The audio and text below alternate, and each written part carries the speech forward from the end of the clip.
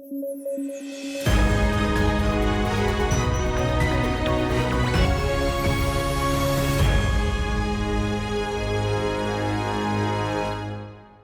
News at 9 programme में आपका स्वागत है। मैं हूं अमृत उपाध्याय। आइए जल्दी से देखें आज की हेडलाइंस।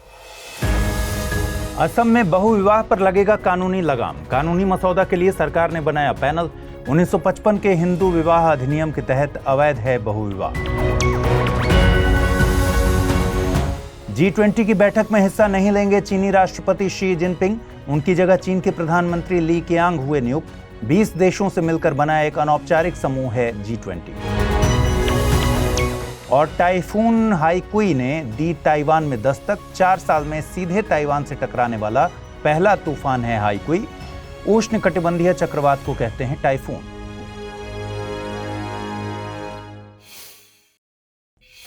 चलिए खबरों की शुरुआत करें। असम सरकार ने राज्य में बहुविवाह को समाप्त करने के लिए 3 सदस्यीय पैनल का गठन किया है। इस पैनल के सदस्य महाधिवक्ता देवजीत सैकिया, कानूनी सलाहकार कुंतल शर्मा पाठक और पुलिस महानिदेशक ज्ञानेंद्र प्रताप सिंह हैं। यह पैनल राज्य में बहुविवाह को समाप्त करने के लिए कानून का मसौदा तैयार करेगा। असम सरकार ने इससे पहले बहुविवाह विरोधी कानून बनाने के लिए राज्य की विधायी ताकत की जांच करने के लिए एक कमेटी का गठन किया था।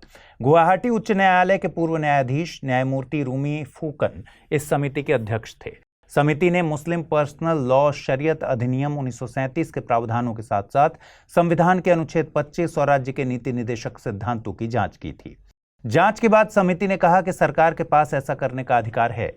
राज्य सरकार पूरे राज्य से बहुविवाह प्रथा समाप्त करने के लिए समान नागरिक संहिता ला सकती है। बहुविवाह प्रथा ऐसी प्रथा है जिसमें एक व्यक्ति एक ही समय में एक से अधिक शादियों में शामिल रहता है। आज़ादी के बाद भारत में हिंदू, बौद्ध, जैन तथा सिख समुदाय के लिए इसे गैरकानूनी बना दिया गया। 1955 के हिंदू विवाह अधिनियम के तहत इस प्रथा को अवैध घोषित कर दिया गया है।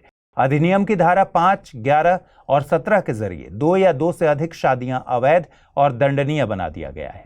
इसे आईपीसी यानी भारतीय दंड संहिता 1860 की धारा 494 के तहत भी गैरकानूनी बनाया गया है।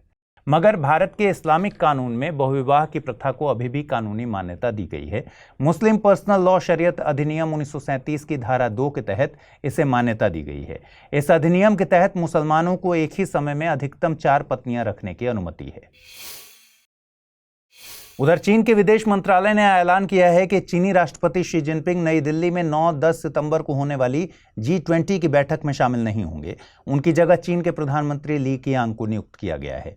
चीनी घोषणा से पहले ही रूसी राष्ट्रपति व्लादिमीर पुतिन और मैक्सिकन राष्ट्रपति एंड्रेस मैनुअल लोपेज ओब्रेडोर शिखर सम्मेलन में शामिल नहीं होने के लिए खेद प्रकट कर चुके हैं। उनके स्थान पर रूसी विदेश मंत्री सर्गेई लावरोव और मैक्सिकन अर्थव्यवस्था मंत्री रकेल ब्यूनरोस्त्रो सांचेज भाग लेंगे। G20 साल 1999 में यूरोपियन यूनियन और 19 देशों से मिलकर बना एक अनौपचारिक समूह है। इसे ग्रुप ऑफ 20 भी कहते हैं। अभी रिवाज यह है कि G20 शिखर सम्मेलन के मंच पर सदस्य देशों के राष्ट्राध्यक्ष हर साल जुटते हैं और वैश्विक अर्थव्यवस्था को कैसे आगे बढ़ाएं इस पर चर्चा करते हैं। सबसे बड़ी बात है कि इस समूह का कोई स्थायी सचिवालय नहीं है। इसकी अध्यक्षता को ट्रोइका से समर्थन मिलता है। ट्रोइका पिछला, वर्तमान और आगामी अध्यक्षों का समूह है। भारत की अध्यक्षता के दौरान ट्रोइका में पूर्व अध्यक्ष इंडोनेशिया, वर्तमान अध्यक्ष भारत और आगामी 2024 का अध्यक्ष ब्राजील शामिल हैं। G20 सदस्य देश वैश्विक सकल घरेलू उत्पाद का लगभग 85%, वैश्विक व्यापार का तकरीबन 75% और विश्व की लगभग 2/3 आबादी का प्रतिनिधित्व करते हैं। G20 समूह में अर्जेंटीना, ऑस्ट्रेलिया, ब्राजील, कनाडा, चीन, France, Germany, Bharat, Indonesia, Italy, Japan, Korea गणराज्य, मैक्सिको, रूस, सऊदी अरब, दक्षिण अफ्रीका, तुर्की, यूके, अमेरिका और यूरोपियन यूनियन शामिल हैं। आगे बढ़ें उससे पहले जरूरी सूचना। स्टडी IQ-IAS हिंदी की टीम ने P2I यानी प्रीलिम्स टू इंटरव्यू बैच शुरू किया है और नए बैच की शुरुआत 11 सितंबर 2023 से सुबह 8 बजे हो रही है। बैच हिंदी के अलावा इंग्लिश और इंग्लिश तीनों ही भाषाओं में एक ही समय पर शुरू किया जा रहा है। कोर्स की सबसे बड़ी खासियत है प्रीलिम्स क्लियर करने वाले स्टूडेंट्स के लिए स्टडी IQ की तरफ से निःशुल्क आवासीय सुविधा उपलब्ध कराई जाएगी। इस दौरान आपके मेंस की पूरी तैयारी कराई जाएगी। साथ ही इस कोर्स में इंटरव्यू में डेफ का 1-to-1 एनालिसिस किया जाएगा। कोर्स में डिस्काउंट हासिल करने के लिए आपको अमृत लाइव कोड यूज़ करना है। इससे ये कोर्स आपको केवल 29,999 रुपये में हासिल होगा। कोर्स के संबंध में और जानकारी के लिए और एडमिशन लेने के लिए डिस्क्रिप्शन बॉक्स में दिए गए लिंक पर क्लिक कर सकते हैं। बीते दिनों टाइफून हाईकुई ने ताइवान के सुदूर दक्षिण पूर्व के इलाके में दस्तक दी। हाईकुई 4 साल में सीधे ताइवान से टकराने वाला पहला तूफान है। इसकी चपेट में आने से ताइवान में बड़े पैमाने पर बिजली की सप्लाई बाधित हो गई है। टाइफून ट्रॉपिकल साइक्लोन या उष्णकटिबंधीय चक्रवात को कहते हैं। यह प्रशांत महासागर के उत्तर पश्चिमी भाग, जापान, चीन, फिलीपींस आदि के तटों पर पाए जाते हैं। जब यह ऑस्ट्रेलिया और न्यूजीलैंड के तटों के पास आते हैं तो इसे विली विलीज कहते हैं। वहीं उत्तरी अटलांटिक और पूर्वी प्रशांत में इस प्रकार के तूफानों को हरिकेन कहते हैं, जबकि मैक्सिको की खाड़ी में इसे टॉर्नेडो और हिंद महासागर में इसे ट्रॉपिकल साइक्लोन कहते हैं। टाइफून या साइक्लोन समुद्र की सतह पर बनने वाली एक प्रक्रिया है। यह प्रक्रिया समुद्र के गर्म सतह के ऊपर विकसित होती है। सतह गर्म होने से हवाएं गर्म होकर ऊपर उठती हैं। जैसे ही हवाएं ऊपर उठती हैं, सतह पर कम दबाव वाले क्षेत्र का विकास होता है। उधर ऊपर उठी हवाएं जब ठंडी होती हैं, तब हवा में मौजूद आर्द्रता से जलवाष्प बनता है। जलवाष्प संघनित होकर बादल बनाता है और फिर इससे बारिश होती है। गर्म समुद्र साइक्लोन के विकास और मजबूती के लिए अनुकूल परिस्थितियां बनाते हैं। उत्तरी गोलार्ध में साइक्लोन एंटी क्लॉकवाइज दिशा में, जबकि दक्षिणी गोलार्ध में ये क्लॉकवाइज दिशा में आगे बढ़ते हैं। साइक्लोन बनने के लिए कुछ दशाओं का होना जरूरी है। ये दशाएं हैं समुद्र की सतह का औसत तापमान 27 डिग्री सेल्सियस के आसपास होना, पर्याप्त कोरियोलिस फोर्स की मौजूदगी, वायुमंडलीय अस्थिरता, क्षोभ मंडल के निचले स्तरों में अधिक आर्द्रता का होना और जेट स्ट्रीम की अनुपस्थिति इत्यादि।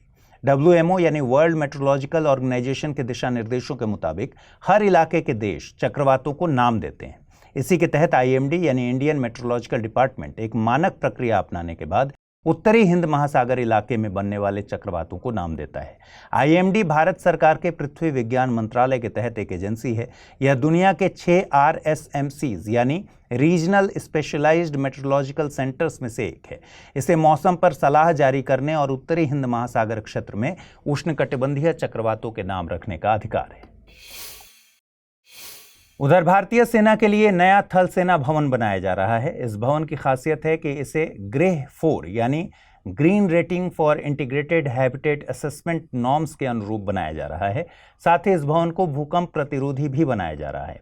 इस भवन का डिज़ाइन तकरीबन 100 सालों की आयु के लिए किया गया है। 2025 के मई-जून तक इस भवन के तैयार होने की संभावना है। यह भवन कॉम्प्लेक्स करीब 5,600 कर्मियों की ज़रूरतों को पूरा करने के लिए डिज़ाइंड है। एक बार तैयार हो जाने के बाद यह कॉम्प्लेक्स भारतीय सेना मुख्यालय को साथ लाएगा।